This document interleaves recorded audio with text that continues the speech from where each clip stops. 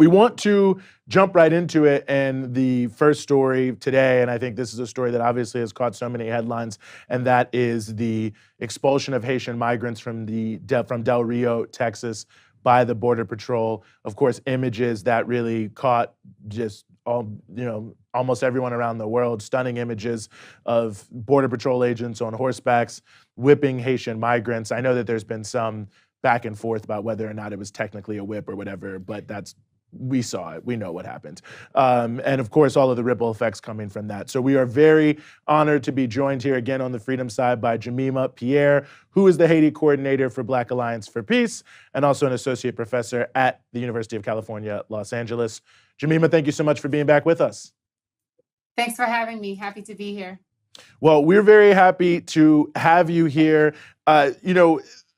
It's hard to even know where to start with this story. I mean, it's so tragic on so many different ways. It's also outrageous on so many levels, infuriating on so many levels. So maybe the first question I will ask you here is, what do you think is motivating the Biden administration as it concerns the actions they've taken here in Del Rio? Besides racism? Well, that's certainly one, but if there's something else, go right ahead.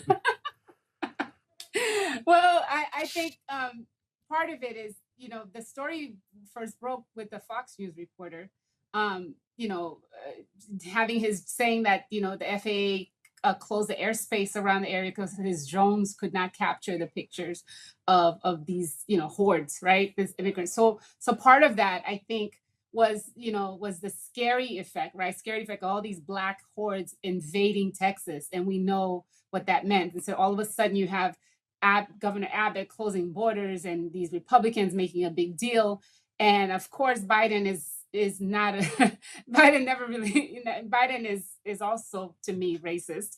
And so, it's just like he has to act decisively to get rid of these hordes. So the Blackness of these immigrants, right? The hordes are, it's like, we're going to expose, get rid of them immediately so that this is not a problem. So I think the spectacle of it, the Blackness of the immigrant, but the spectacle of the horses and so on, the whips, is really what's pushing this, what's pushing this story. Whereas I think, there's a bigger, much bigger problem. And this is a result of a long-term problem. So, we can talk about that as well. No, absolutely. Well, I slightly buried the lead here. I forgot we had this clip, so I apologize. But, Jen Psaki, who is the spokesperson for President Biden, White House press coordinator, she was on CBS Morning News the other day, and they were asking her about this. And I want to just play some of what she had to say and get your response in terms of their response, I guess. What did the president say? How did he feel when he saw them? He also felt they were horrific and horrible. I don't know anyone who could watch that video and not have that emotion. Last night, our Secretary of Homeland Security put out a statement conveying there'd be an investigation, that he's going to send additional personnel. I think it's important for people to know this is not who we are. That's not who the Biden-Harris administration is. And we're going to absolutely pursue that investigation and get to the bottom of what happened here. Right now, we also have to implement our laws at the border. We also want to protect people, both in that community, but also migrants. One of the challenges, as we're all facing a pandemic here, is the gathering of so many people. We're still implementing Title 42, which means that we are going to send people out of the country who come in as we implement that. But again, as we look to the photos, not just the ones you referenced, but of all of these families and people under the bridges, we wanted to also take steps to implement our laws and to protect a lot of them from the spread of COVID as well. Well, there it is. They want to protect people, in Jen Psaki's words there. Jemima Pierre, your response. Well, there are two things. It's respect the laws. The laws of asylum states that you can go up to any nation, this is U.S. law as well as international law, and request asylum. You have the right as a human being to do that. And so that already is an illegal process that she's talking about. But, the specter of disease, Black people and disease or non-white people bringing disease into the country is the perfect dog whistle, right, for white supremacists talking points, right? And this is the Democrats, so people don't want to call it white supremacists, but that's what it is, right? You know, we have to remember that the CDC labeled Haitians HIV/AIDS carriers back in the late 80s, early 90s, right, as a way to put them in Guantanamo Bay, so to keep them from coming to the U.S. And so we have to remember that, even though we know that they were coming because the U.S. backed the coup d'etat against their elected president back in 1991. So this is a repeating story, right? And so I think, you know, of course, these press secretaries are always hypocritical. They're liars. They're disingenuous. And so Jen Psaki's, they're saving face. They're trying to save face because the images, the spectacle is so terrible. But what's been going on, what the Biden, Trump, Obama, Bush, Clinton administrations have been doing in Haiti have all been, that what they've been doing in Haiti is horrific and racist. And so this, the only reason they're speaking up now is because it looks, you know, the optics are bad. Well, I'm glad you brought up that issue of the long history and the U.S. policy in Haiti. And of course, the U.S. Special Envoy to Haiti resigned today as well. I just want to mention that for those who are following the story. But just quickly shout out Abu Huram, who did donate in the super chat, who I think asked a question that sort of speaks to some of this, asking, isn't there some U.S. complicity essentially in the recent assassination of Jovenel Moïse, the former de facto president, so-called president of Haiti, and, you know, isn't there some broader U.S. complicity in this whole situation, I think is what he's trying to say. And I think that does seem like a little bit of the important background to understanding this, because there's another question of why there has been a surge in migrants from Haiti in and of itself, which feels like a big piece of this. Right. And so I have to say, you know, a lot of people are probably just assuming that these Haitians just jumped in the water and swam to Texas. And so that's not the case. It's not that easy to get there. These people have been there for years. And this is directly a result of U.S. policy, U.S. foreign policy across the Americas. And so we have to remember that the reason there's so many people there at the first time is because Obama started this process of metering, which is like limiting the number of people that can come up to declare asylum, and having people wait months and years in Mexico in order to actually come up to the border for asylum. So what Trump did was make it even worse by creating the Remain in Mexico policy. And so then, even when you do, after waiting weeks and months to get an appointment to declare asylum, you have to wait in Mexico while your process goes through the courts, right? Which could take years.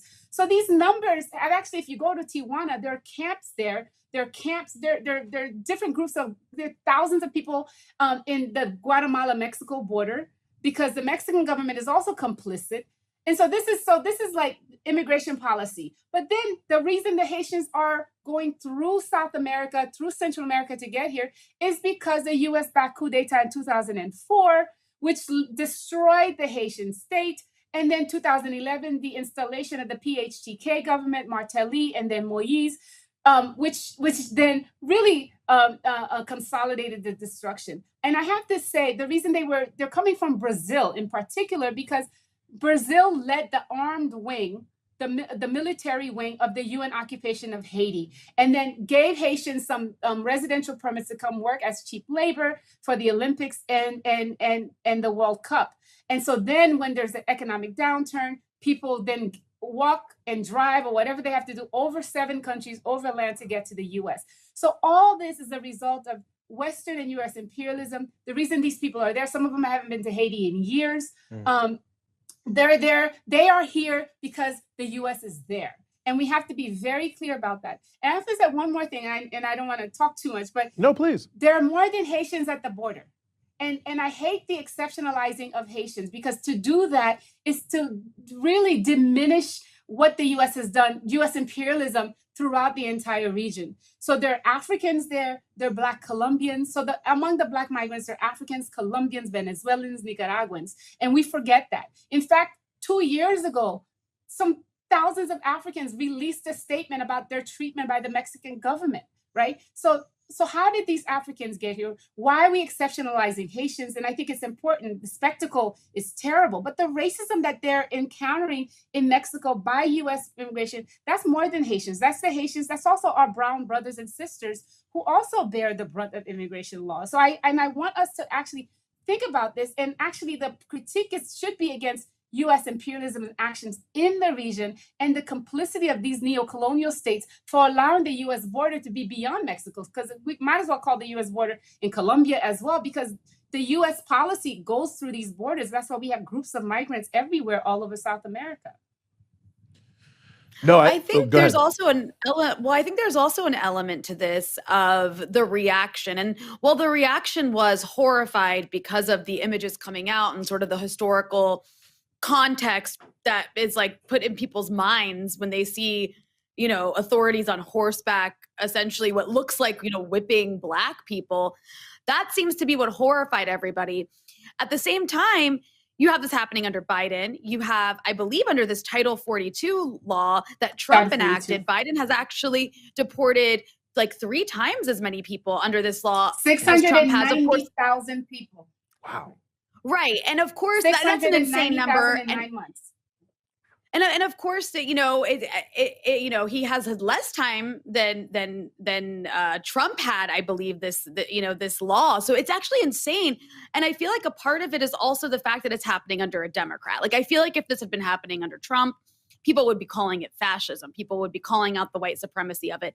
And instead, we see Jen Psaki on TV trying to sort of defend it.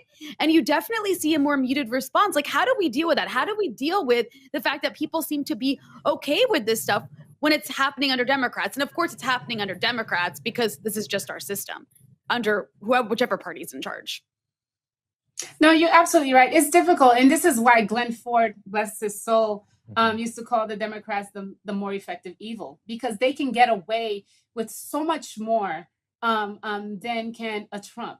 And you know, right now, if Biden keeps this track record, you know, this track of deporting, remember, Obama still deported more people than any other president before him, 3 million people. So we have to remember that. And so it is, Democrats get away with it. U.S. policy is imperialist and racist, period. No matter who's president, no matter who's in charge, no matter which party is in charge. This is the story of the U.S. empire. And so until we get beyond that, and also until we stop exceptionalizing the Haiti case, for me, and I'm a Haitian person, and I feel pain watching this, but I do think what this does is further exceptionalize Haitians and removes them from the discussion of U.S. imperialism. So the truth is, there's more relationship of the way Haitian migrants are being treated with the ways that people from Afghanistan are being treated, people who need, asylum because of the 20-year brutal occupation of Afghanistan. We have to see those links between U.S. imperialism and the treatment of people, the victims of empire. They're all victims of empire. And if we keep exceptionalizing this, we forget the larger story, which is the story we should be focusing on, and which is the story we should be condemning, and not to diminish anti-Blackness, but we have to talk about all these things together.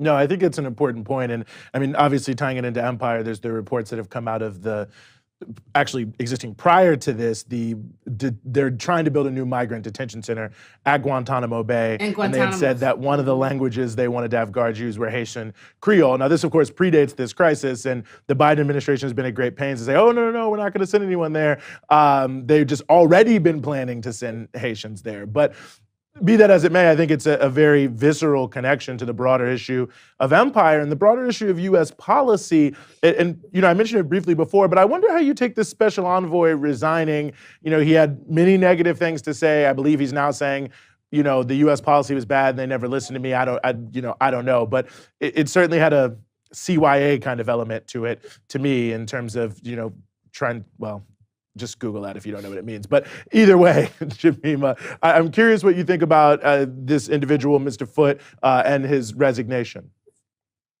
Well, I mean, it is extraordinary in the sense that you have this person resign and be so blatant in his contempt and in its criticism of the government that put him in place, which is extraordinary. At the same time, Daniel Foote does not have a great track record in the Foreign Service. If people can look that up, and so it's really interesting to see that. But he also, even as in the end, he says the U.S. has been intervening and so on.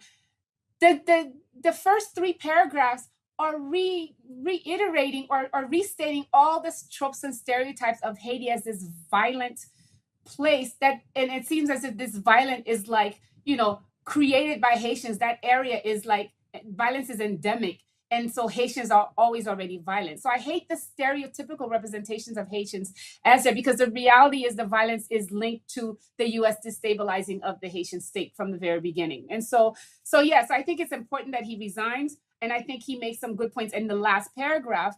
And I also think this is a result of the U.S., him not getting along with the head of the core group. And so they're saying they barely met while he was there. And the truth is, it is the core group, that stands behind Ariel Henry, who the prosecutor wanted to indict and who should probably be indicted. And so I think they did not come to it. And so this is the first time you do see a split between the core group and the U.S. State Department. And I'm all for that, because they all need to just get the hell out of Haiti. They all need to get the heck out of Haiti. And leave Haiti alone. So I like that, what that represents, similar to the way I like, France and the US fighting over that white supremacist pact with Australia. But that's a separate story. But the point is that, Daniel Foote really does replicate the stereotypes, the racist stuff about Haiti. But I do think it's an important move. And I hope it pushes some people who refuses to deal with US imperialism and from the past 17 years, especially of disruption of the Haitian state. I hope that will force him to go back and look at that. And we also have to point to the toothless release of the first statement by the Congressional Black Caucus. The first time they said anything about policy in Haiti. And I'm just like, well, where were you when the state was being dismantled?